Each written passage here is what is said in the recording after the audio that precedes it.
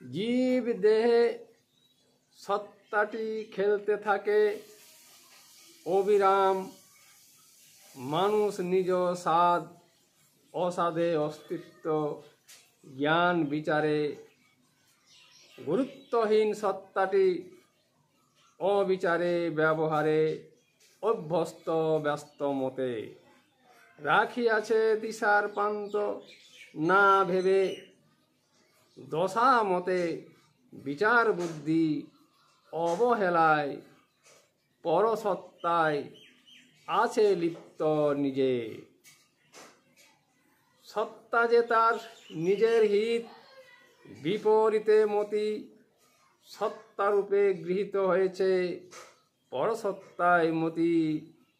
আত্মা নিজ ব্রহ্মসত্তা পরসত্তায় কেন তবে মতি।